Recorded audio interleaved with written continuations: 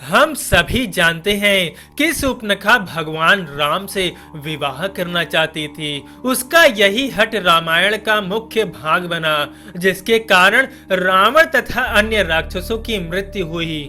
नमस्कार दोस्तों, मैं यानी मोनू आपका फिर से स्वागत करता हूँ मिस्ट्री एक रहस्य चैनल में।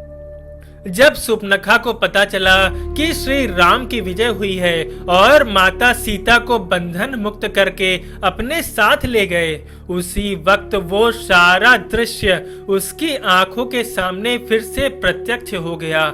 जब उसकी नाक कटी थी और बेइज्जती हुई थी, तब उसने स्वयं ही बदला लेने को ठान लिया। एक समय आया जब सीता माता को अयोध्या छोड़कर वाल्मीकि जी के आश्रम में रहना पड़ा। माता सीता शांतिपूर्ण तरीके से कुटिया में रह रही थी। अचानक एक दिन सूर्पनखा उनसे मिलने जंगल में पहुंची। उसके बाद सूर्पनखा ने माता सीता का मजाक उड़ाना शुरू किया और उनको बोलने लगी कि राम ने सीता को अस्वीकार कर दिया है, जैसे एक बार उसे किया था। सूर्पनखा बोली कि ये वही दर्द है जिसे एक समय उसने झेला है, जो आज सीता माता झेल रही हैं, और ये देखकर वो बहुत ही खुश हो रही है।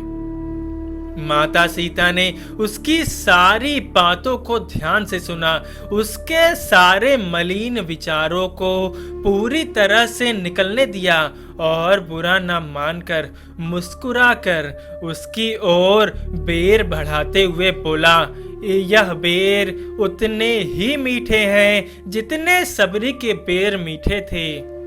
सूर्पनखा ये देखकर आश्चर्यचकित रह गई।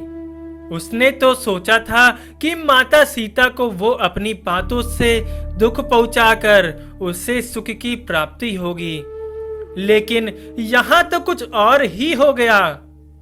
माता सीता ने सूर्पनखा से आगे बोला, कब तक हम किसी और से उतना ही प्रेम की उम्मीद कर सकते हैं जितनी हम उनसे करते हैं।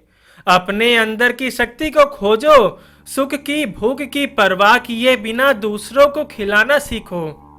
सीता माता के ये शब्द सुनकर सूर्पनखा के भीतर बिजली की तेजी से दौड़ने लगे और वो बिल्कुल शांत हो गई और कुछ देर में वहां से चली गई।